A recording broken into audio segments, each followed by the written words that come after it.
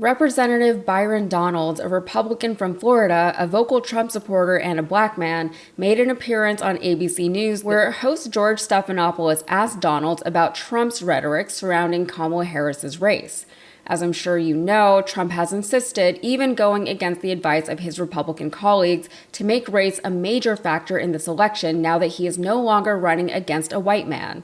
And he's doing this because he's a racist. If he wasn't, it just wouldn't be a thing that he was talking about. He is a racist, and his entire line of questioning surrounding Kamala Harris's race is racist, nothing more, nothing less. So what does a black man make of Trump's racist campaign strategy, especially a black man who has built a career off of supporting a racist like Donald Trump? Well, when asked about it, he seemed to be at a loss for words. But if we're going to be accurate, when Kamala Harris went into the United States Senate, it was AP that said she was the first Indian American United States senator. It was actually played up a lot when she came into the Senate. Now she's running nationally. Obviously, the campaign has shifted. They're talking much more about her father's heritage and her black identity. George, I'm going to tell you again, he brought it up. AP is the one that wrote the headline when she first came in to the United States Senate. Didn't talk about her being black, talked about her being the first Indian American senator. AP brought that up. I mean, George, we could have this conversation for the entire segment. Every single answer you gave, you repeated the slur. You asked me, George. That's why I'm pushing back on you now.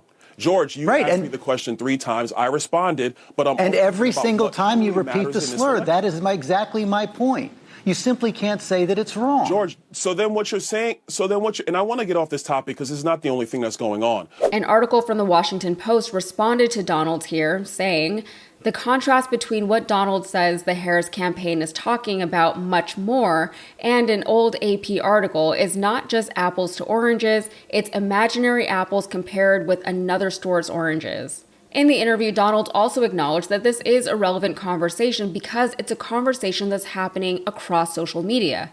But as the Washington Post article pointed out, Trump's comments on Harris's race is a big part of why that conversation is happening in the first place. It's why I'm talking about it right now. Donald, after struggling for a while, eventually asked Stephanopoulos if they could just move on from the question.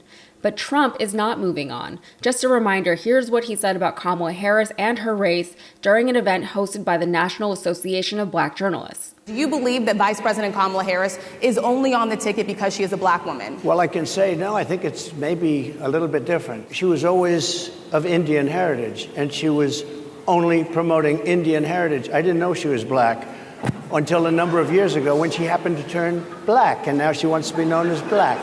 So I don't know, is she Indian or is she black? She was Indian all the way, and then all of a sudden she made a turn and she became a black person. Just to be clear, sir, do you believe that she is... I think somebody should look into that too when you continue in a very hostile, nasty tone. He's an idiot, and his supporters who fall for this are also idiots. He's clearly trying to divide the black vote because he's terrified that whatever progress he has made with black voters will be undone now that he's running against Harris and not Biden. And he's right to be scared. She is gaining traction with black voters. I think that we must remember when you hear Donald Trump, his political experience was that he rose to national political capital and became the nominee on birtherism, denying that Barack Obama was an American, and in fact saying he was born in Kenya and that he would produce a birth certificate. That's how he started his political career. So for us to think that he does not think he can use a similar thing to Kamala Harris, we're acting like this is a guy that was in the Senate 15 years. He doesn't play by the same political kind of knowledge and strategy that one would play for votes. It worked for him with birtherism. He feels it'll work with him in terms of trying to make Kamala Harris appear to be less than what she says she is. But as you heard Reverend Al Sharpton say, this is just a repackaging of birtherism. For those of you who don't remember, before Trump even announced his candidacy for president in the 2016 race, he started the birtherism movement, where he questioned whether or not Barack Obama was actually an American. Obama was born in Hawaii, he's an American citizen, but his name was a little too ethnic for Trump's racist liking, so he suggested that Barack Hussein Obama was probably born somewhere in Africa. He kept talking about it and demanding that Obama present his birth certificate to prove to him and to the American people that he was American enough to be our president. This was all happening while Obama was already president, by the way, but that was really when we started to hear and see more overtly racist rhetoric in the public sphere. Before that, you didn't really hear it as much. Even when Obama first ran for president in 2008, his race was not really much of a factor during the campaign. The difference was that he was running against John McCain, not Donald Trump. He started all this trouble. What trouble? That's racism and all that. The division of the United States has all come from Obama. In what way?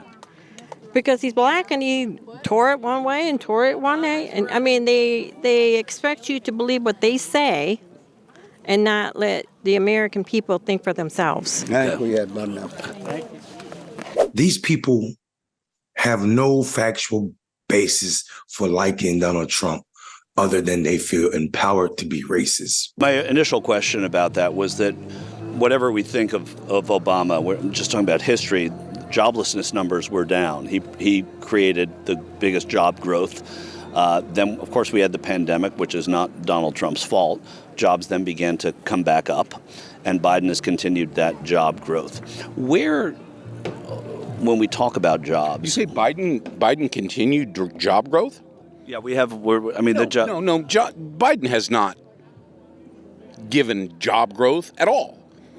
When she lost her job because of the pandemic, and I lost my job because of the pandemic, those are two jobs now available, right? Since the pandemic has ended, we've all been able to go back to work. Biden is taking that as a win for him. He didn't create those jobs. It's him that made us lose our jobs, and now we got it back. Well, I'm just saying the Department of Labor is crediting the infrastructure bill with creating a lot of jobs. Yeah, and you don't believe it? Nope. Is there anything good about President Biden that you do believe? Nope. Nothing. Not a thing. Zero. Nope. Not one thing. So even if they say joblessness is down, even if they say the economy is coming back, you don't believe that? Nope. Nope. He's weak. We don't need a weak leader. No, I'm just talking about his accomplishment-wise, forgetting personality and what you think of him. Yeah, I don't think Joe's accomplished any good for this country. Not a bit. Even though the same metrics that are used to determine whether or not Trump or Clinton or Carter were good presidents on jobs and the economy, are when applied to Biden, they don't matter. Well, no, they don't. They really don't. If you look at it, when President Trump was the true president, which he still is, I believe, when President Trump was in the White House, our manufacturing jobs that were overseas, they moved home. They came back. That contributed to making America great again. Where did those come back? Where did those come back? Where did the jobs come from? Yeah, in other words, the manufacturing jobs that were exported, to where did they return? They returned to the United States, where they were. But where, though? I'm asking, like, specifically, because I didn't know that. Gosh, don't put me on the spot here. I don't think I can name all of the manufacturing jobs. I'll have to research that. Now that Biden is in the office, those jobs, they're doing it again. They're leaving. They're getting the hell out of America. They're not stupid. They see America's downfall.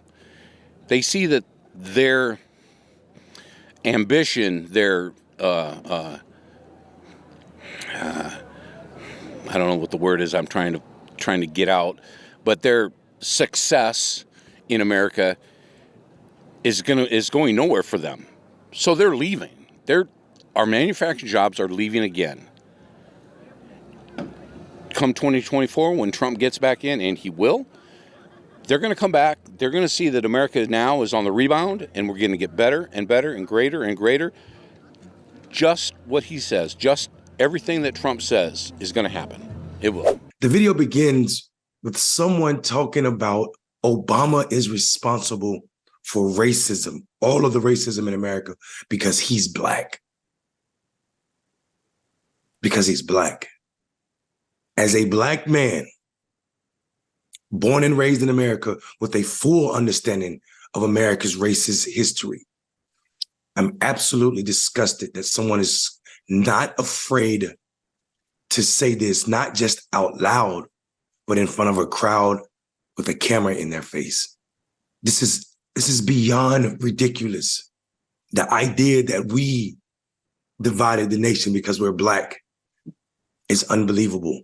When slavery happened in this country, when Reconstruction, Jim Crow happened and is happening in this country, when redlining happened in this country, when lynching was a thing in this country, when cops killed so many Black men in this country.